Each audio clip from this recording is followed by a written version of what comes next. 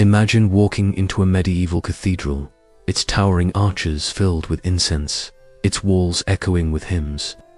To the people outside, the church was the guardian of morality, the voice of God on earth.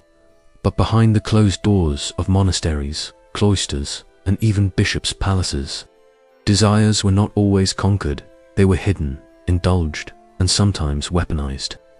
Priests swore vows of chastity, but broke them in whispers. Monks and nuns wrote secret letters, slipped through walls, or passed in confession.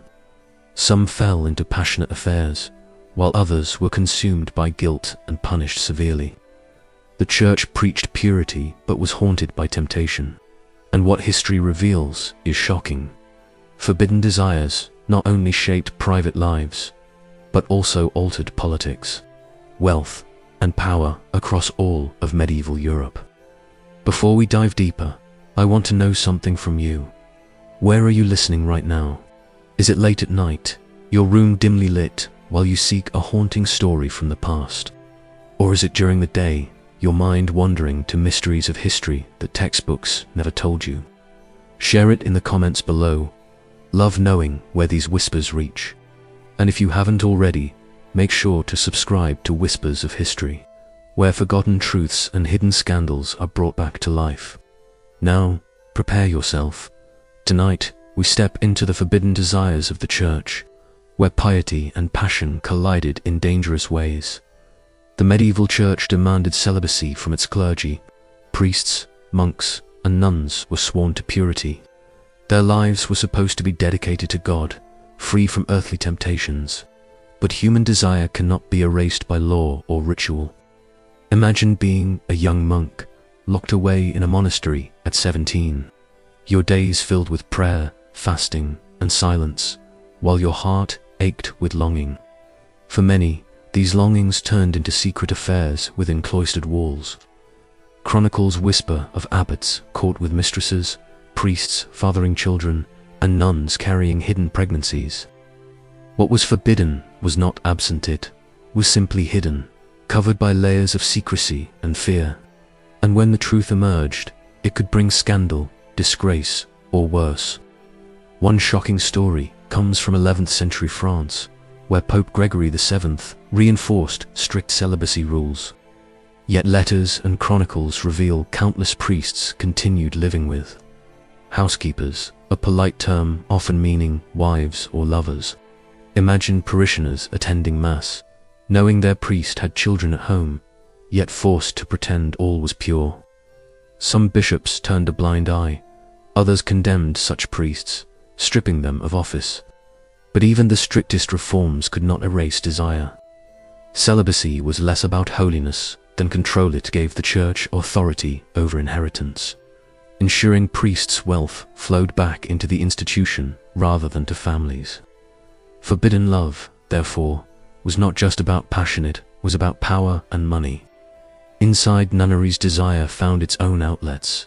Chronicles describe forbidden romances between nuns and monks, sometimes discovered when letters were intercepted or when women attempted escape. In Germany, a scandal erupted when a nun was found pregnant, her child hidden beneath cloister walls. Imagine the terror she must have felt, caught between faith and instinct, punished for a love that could never be sanctified. In some cases, the punishment was exile, in others, forced confinement for life. Yet many of these women left behind poems, letters, and songs that reveal their passion in haunting words. Their voices, though suppressed, still echo, showing us that even the most sacred walls could not silence human longing. Confessionals became another dangerous arena. Imagine kneeling in the dim box, whispering scenes to a priest who was himself struggling with forbidden desire.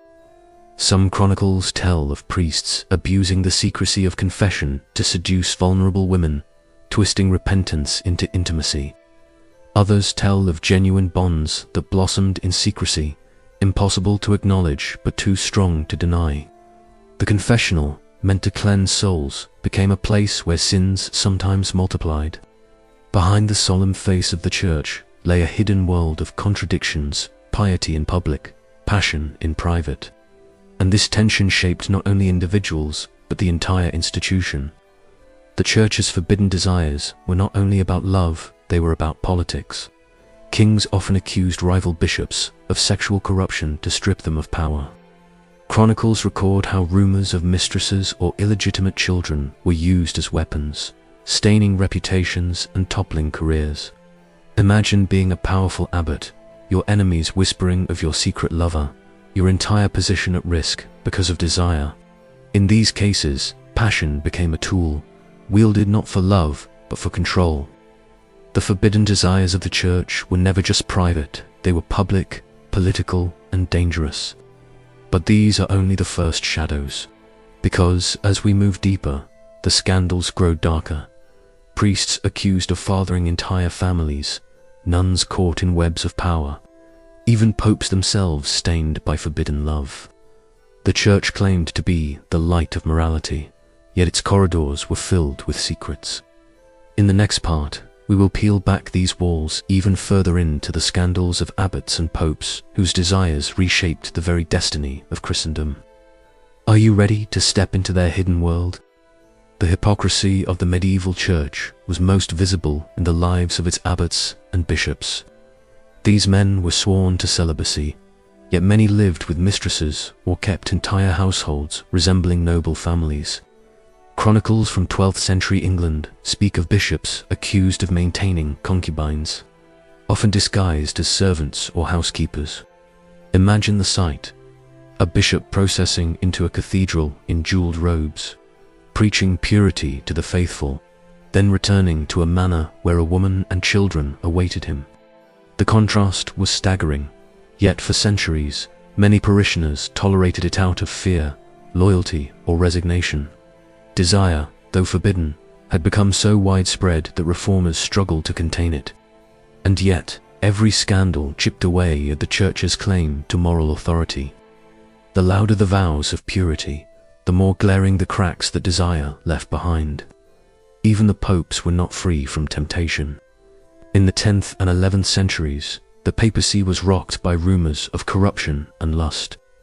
Chronicles described the so-called pornocracy, when noble Roman families controlled the papacy, installing lovers and relatives into power. One pope, John XII, was accused of turning the Lateran palace into a brothel, openly keeping mistresses while serving as the head of Christendom. Imagine the shock for ordinary believers, hearing whispers that the man they called Holy Father indulged in every sin he was meant to condemn. These stories were not always exaggerated. They reveal how power and desire intertwined, with the highest office of the Church itself tainted by forbidden passions. Yet the Church continued to preach chastity, creating a chasm between ideal and reality that haunted medieval faith. The monasteries, supposedly havens of prayer and silence, also harbored scandals. Archaeological evidence reveals hidden tunnels linking monasteries to nearby nunneries, suggesting clandestine meetings between monks and nuns. In some cases, entire convents were accused of moral laxity. A notorious example is the Abbey of Fontevraud in France, where both men and women lived under the same order. Though praised for its learning, rumors swirled of forbidden romances within its walls. Imagine young novices, confined for life, seeking comfort in one another, their vows clashing with their humanity. Some monasteries became infamous for corruption, where abbots turned blind eyes to affairs in exchange for loyalty or bribes. Scandals spilled into public trials, shocking communities who believed monasteries were pure sanctuaries. The cloister, instead of silencing desire, often made it grow stronger behind locked doors. One of the most striking cases comes from the story of Abelard and Heloise in the 12th century. Abelard, a brilliant philosopher and teacher, fell in love with his student, Heloise, despite his vows. Their letters reveal a passion that defied all church law, filled with longing and defiance. When their affair was discovered, Abelard was brutally castrated by Heloise's family. She was forced into a convent, where she continued to write letters filled with love and sorrow. Their story became legendary, symbolizing the clash between forbidden desire and religious duty. Imagine Heloise, dressed in her nun's habit, writing words of devotion to the man she could never touch again. Their tragedy showed how harshly the church punished desire, even as countless others continued to indulge in secret.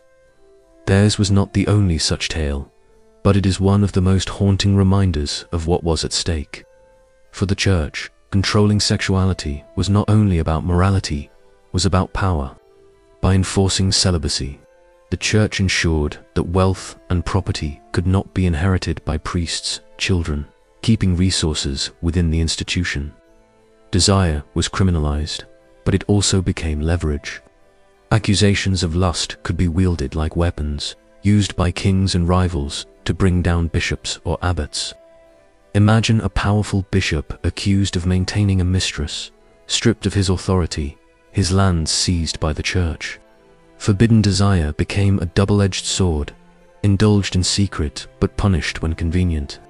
The tension between passion and power was not just personal, it was political, shaping the fortunes of men and the fate of entire regions.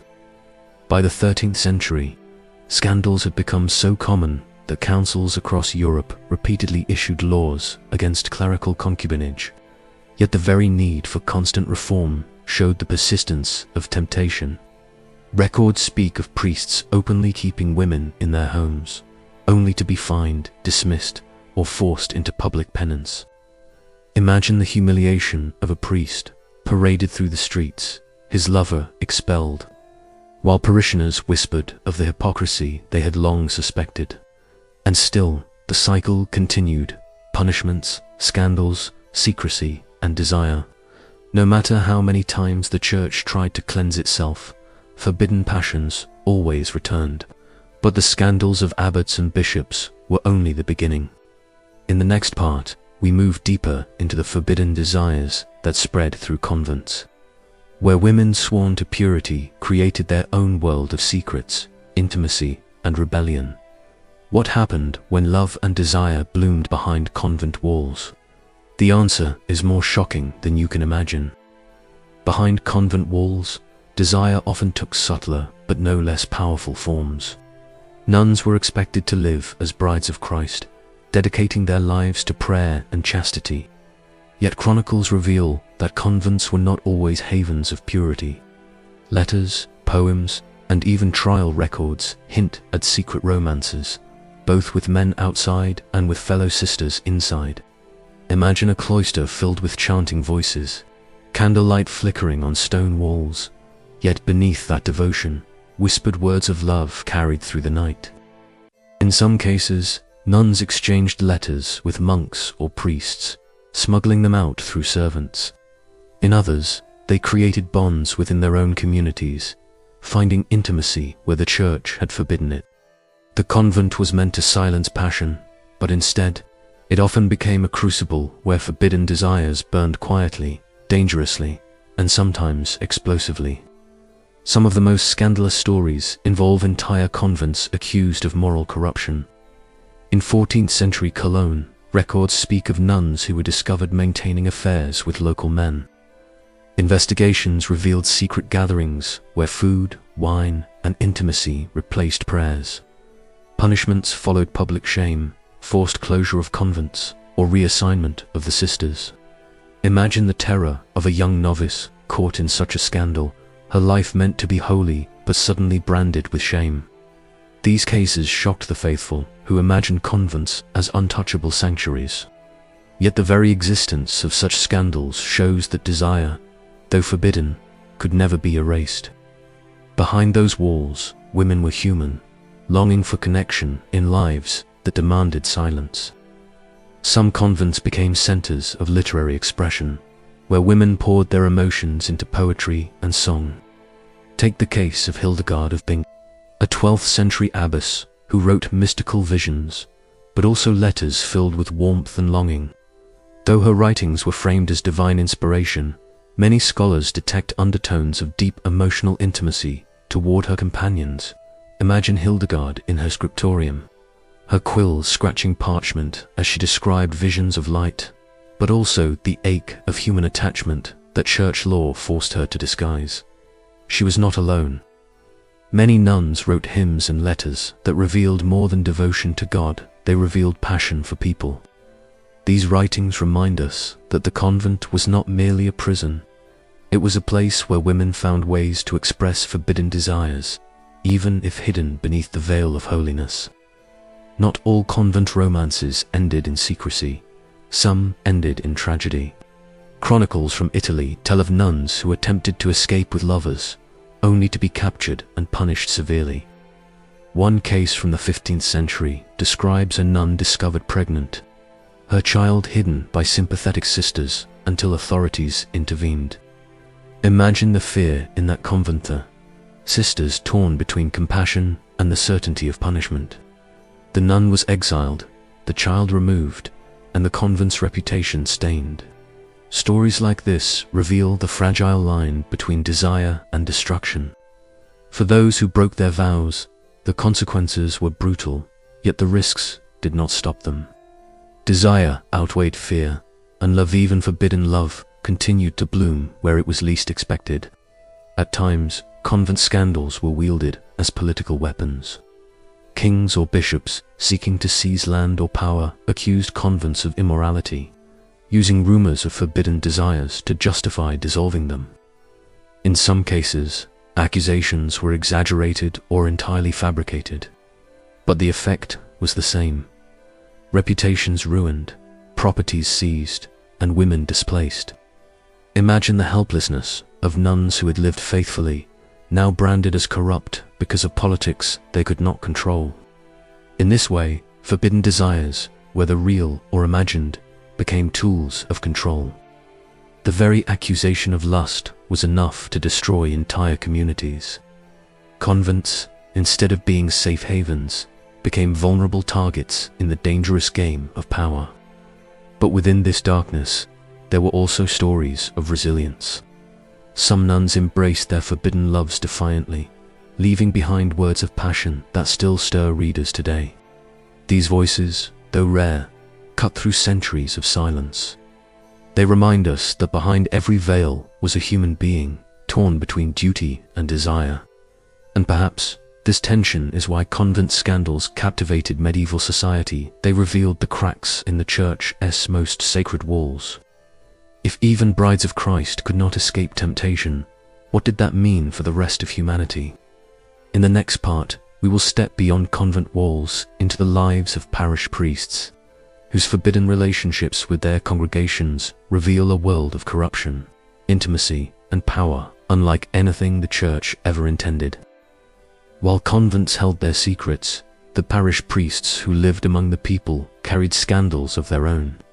Despite vows of celibacy, many priests openly lived with women, fathered children, and maintained households that resembled those of ordinary men. In some cases, parishioners accepted these relationships, preferring a priest with a family to one suspected of hypocrisy. Imagine sitting in a small village church, listening to a sermon on purity, while everyone knew the priest's housekeeper was in fact his partner. The church condemned these arrangements, but enforcement varied. Councils issued decrees against concubinary priests, demanding they give up their women or face punishment. Yet records show fines were often paid, punishments ignored, and the cycle continued. The forbidden desires of priests were an open secret, tolerated and despised at the same time, exposing the widening gap between church law and human reality. The children of priests created even greater complications. Officially, they were stigmatized as illegitimate, barred from inheritance or holy orders. Yet many found ways to rise through influence. Chronicles describe bishops who advanced their own sons within the church hierarchy, using power to bend rules. Imagine a child growing up in the rectory, forbidden by law to follow his father, yet secretly trained in Latin and scripture, destined to inherit influence in another form. These contradictions reveal how celibacy was less about holiness and more about control. By forbidding priests from marrying, the church prevented property from being passed on, ensuring that wealth returned to the institution.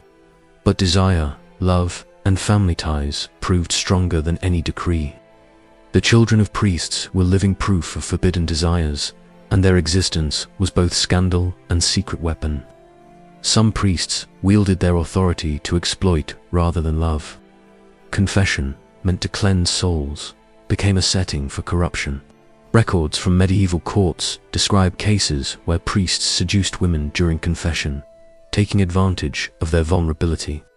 Imagine a woman kneeling in the dim confessional, confessing her sins, only to be drawn into a relationship with the man meant to guide her away from temptation. For some, this may have felt like love, for others, exploitation. Either way, it shattered the image of the priest as a moral guide. Scandals spread quickly, especially when pregnancies exposed hidden affairs. The very institution that preached purity was revealed as deeply compromised, and ordinary believers struggled with the contradiction between faith and reality.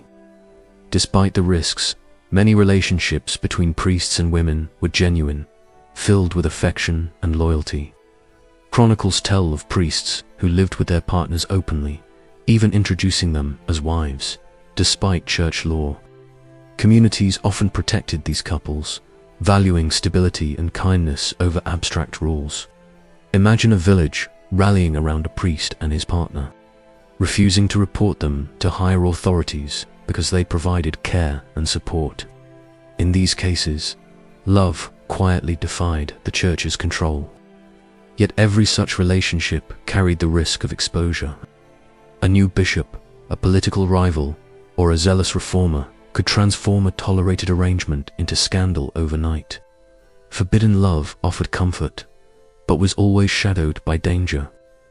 The church's response grew harsher in the 12th and 13th centuries, when reform movements intensified. Councils demanded priests abandon their partners, sometimes violently enforcing celibacy. Chronicles describe women dragged from rectories, publicly shamed, even flogged, while priests were excommunicated or stripped of office. Imagine the heartbreak of a woman, torn from the man she had lived with for years, cast into poverty while he was forced into penance. These punishments reveal the cruelty of enforcing vows that so often clashed with human nature. The church's obsession with controlling desire created endless cycles of secrecy, scandal, and suffering cycles that ordinary people witnessed firsthand. For parishioners, these contradictions eroded faith. How could priests preach purity while living with lovers? How could the church condemn desire while profiting from fines and confiscations? Ordinary believers saw the gap between words and deeds, and trust weakened. Yet forbidden desires did not vanish, they persisted, reshaping the church from within. The scandals of priests were not isolated sins. They were symptoms of a larger struggle between human longing and institutional control. And this struggle reached even higher into the courts of kings and the papal throne itself. In the next part, we will uncover how forbidden desires intertwined with politics, shaping alliances, wars, and even the rise and fall of popes. The deeper we go, the darker the secrets become. The forbidden desires of the church did not remain confined to cloisters and villages. They spilled into politics at the highest levels. Kings, nobles, and rival clerics quickly realized that accusations of lust could be wielded like daggers. A bishop could be stripped of authority if rumors of concubines spread. A monastery dissolved if whispers of immorality gained traction. Imagine a medieval court where a rival noble leaned close to a king, suggesting that a bishop's piety was a mask for scandal. Suddenly, sermons on purity became meaningless, and reputations collapsed. Sexual sin was not only a personal failing, it was a weapon in the ruthless game of power. Desire, even when hidden, left leaders vulnerable. One whispered rumor could undo decades of loyalty and learning. The forbidden became the political, and lives were shattered as easily as vows. Popes themselves were not immune to such accusations. In the 14th century, Pope Boniface VIII was attacked by rivals who accused him of sodomy, adultery, and corruption. Though many of these charges were likely exaggerated, They reveal how forbidden desires were used as tools to weaken papal authority. Imagine pilgrims arriving in Rome, expecting holiness, only to hear rumors of the Pope indulging in the very sins he condemned. Even if false, such stories left lasting stains. And when scandals were true, as with Pope Alexander VI, who openly acknowledged his children, the contradiction was impossible to ignore. Here was the vicar of Christ, living with mistresses and promoting his illegitimate offspring to power. For the faithful, it was both shocking and disillusioning. For rivals, it was ammunition. Forbidden desires did not merely weaken morality, they destabilized the very heart of Christendom. Kings, too, exploited clerical scandals for their own gain. When monarchs clashed with Rome, accusations of corruption and immorality often became weapons in propaganda wars. During the Reformation, centuries of whispered scandals erupted into open attacks, with reformers portraying priests and nuns as hypocrites and predators. Imagine villagers reading pamphlets that describe convents as dens of lust, priests as wolves preying on the faithful. These images fueled rebellion against the Church's authority, proving how dangerous the legacy of forbidden desires had become. What began as secret affairs and hidden passions now shaped the course of nations. Lust had become a lever of history, capable of breaking kingdoms and reshaping faith. But even before the Reformation, forbidden desires influenced dynastic politics. Bishops with mistresses often used their families to secure alliances, marrying daughters into noble houses or supporting sons as knights and administrators. Chronicles speak of abbots who channeled monastery wealth to illegitimate heirs, strengthening noble families while weakening religious institutions. Imagine a monastery, its lands meant for God, slowly transformed into the estate of a single abbot's secret lineage.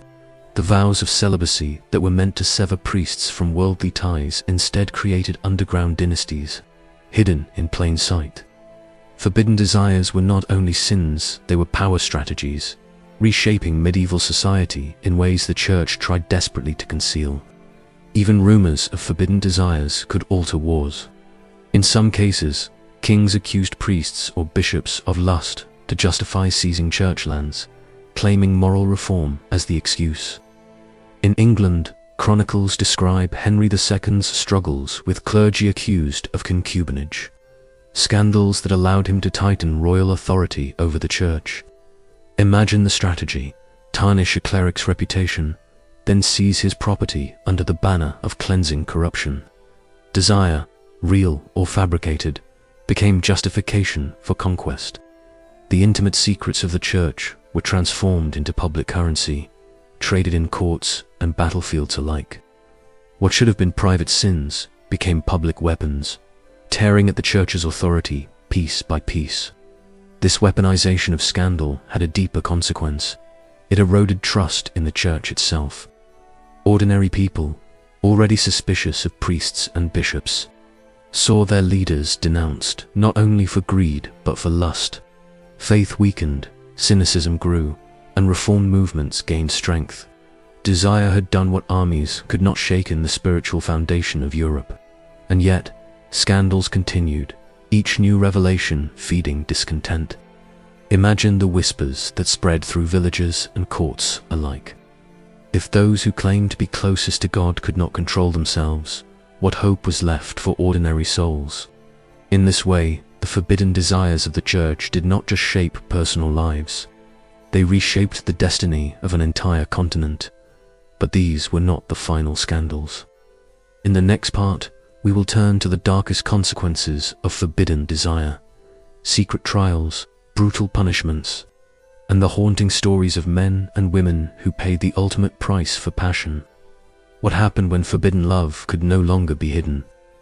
The answer will show just how cruel and terrifying the Church could be when desire threatened its power. Forbidden desires within the medieval Church rarely ended quietly. When discovered, they often led to scandalous trials and brutal punishments. Some clergy were stripped of their offices, forced to do public penance, or locked away in monasteries for life. Others faced harsher fates: exile, flogging, or even execution, if their actions were tied to heresy or political treachery. Imagine the terror of a priest paraded through his village in shame, his mistress dragged beside him, both condemned under the jeering eyes of those who once sought his guidance. In a society where purity was preached as divine law, exposure of forbidden desire meant not only disgrace but destruction. The church could be merciless, and punishment was not merely about sin, it was about sending a message to others who might dare to follow the same path. Some trials left chilling records. In 14th century Italy, a nun was discovered pregnant within her convent. The scandal erupted, shocking her community, and leading to an investigation that exposed an entire network of secret liaisons between monks and nuns. The punishment was swift: exile for the women, imprisonment for the men, and the convent itself placed under strict reform. Imagine the fear in that cloister as each sister was questioned, forced to reveal names and secrets that could destroy lives. The church feared not only the sin itself, but the threat it posed to authority. Forbidden desire was more than weakness. It was rebellion against the sacred order. Each trial became a spectacle, designed to crush resistance and remind the faithful of the dangers of temptation.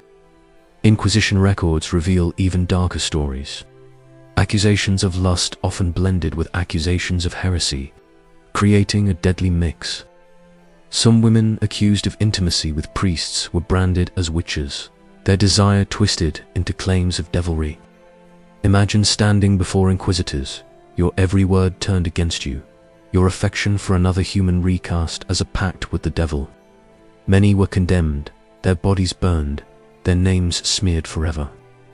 Desire had become a path to damnation, not because of sin alone, but because the church weaponized it to maintain control. The very act of longing was recast as evil, and countless innocents paid the price. Behind the smoke of the stake lay not only faith, but fear. Not all punishments were so final, but even the lighter ones were devastating.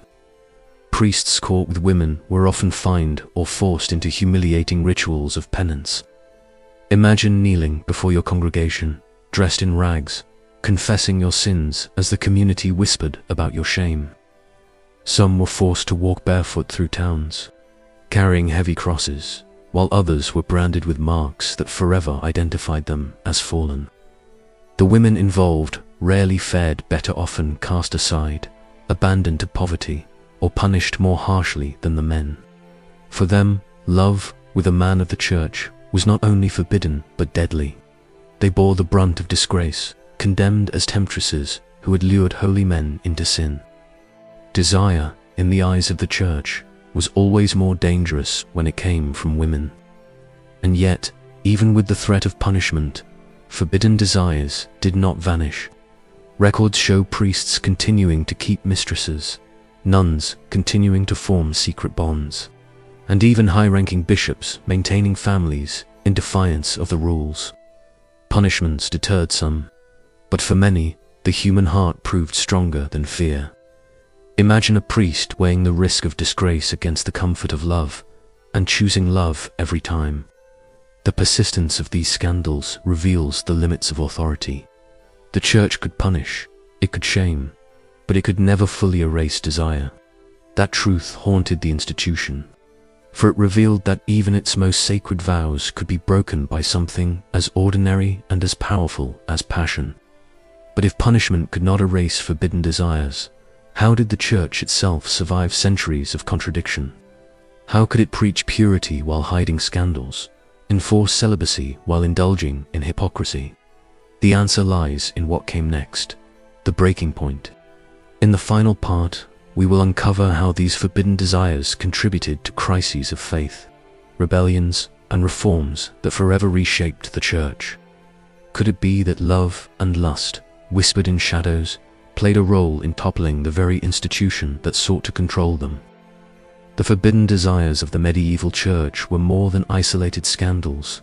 They became cracks in the foundation of an institution that claimed divine authority. For centuries, the church preached purity while its leaders stumbled in secrecy. Priests fathered children, Nuns exchanged letters of longing. Bishops lived as lords with mistresses, and even popes indulged in forbidden loves. Each story was whispered, denied, or hidden, but the accumulation could not be erased. Imagine a faithful believer in the 15th century hearing sermon after sermon about chastity, while rumors of priests and nuns spread through every town. The contradiction was impossible to ignore. Forbidden desires exposed not only the weakness of individuals, but the fragility of the institution itself. In these desires lay the seeds of doubt that would one day bloom into rebellion. By the late Middle Ages, the scandals of the Church became fuel for reformers. Preachers like John Wycliffe and Jan Hus accused clergy of hypocrisy, pointing to concubines and illegitimate children as evidence of corruption. Their words resonated because the people already knew the rumors, had seen the contradictions. Imagine a village where a priest's lover was an open secret, suddenly hearing a preacher thunder against clerical lust. The message struck deep, for it echoed lived reality. When Martin Luther launched his challenge in the 16th century, centuries of scandal gave his words power. Pamphlets portrayed priests as predators, convents as dens of lust, and popes as corrupt rulers of flesh rather than spirit. Forbidden desires, once whispered in shadows, now thundered in the streets. These scandals reshaped the Church's political future. Protestant reformers used them to justify breaking away, while the Catholic Church responded with stricter reforms, doubling down on discipline. Councils imposed harsher punishments, and seminaries were established to train priests more rigorously. Yet even as reforms tightened, the memory of past scandals lingered. Imagine the weight of history pressing on every reformer. The knowledge that forbidden desires had not only stained the Church, but changed the world. The very existence of Protestantism, the fragmentation of Christendom, can in part be traced to whispered affairs, secret children, and forbidden love. Desire had reshaped theology, politics, and identity across Europe. But beyond politics and reform, there is a deeper human truth. The stories of monks, nuns, priests, and popes remind us that no vow, no law, can fully erase human longing. Behind every scandal was a beating heart, torn between devotion and desire, love and law. Some sought comfort, others power. Some were destroyed by passion, others immortalized in legend. Imagine Abelard and Heloise, their letters still read centuries later, their forbidden love outlasting the Church's punishments. Their voices and those of countless unnamed men and women remind us that history is not only about kings and wars, but about the quiet, dangerous stirrings of the human soul. The medieval Church tried to bury these stories, erasing names, silencing voices, punishing bodies. Yet fragments survive: court records, chronicles, letters, poems. They reveal not just scandal, but humanity. They show us that even within the most rigid structures, desire finds a way to speak, and in speaking, it transforms history. The Church, for all its power, could not contain the force of love, lust, and longing. Instead, it was shaped by them, sometimes destroyed, sometimes reformed, but always haunted.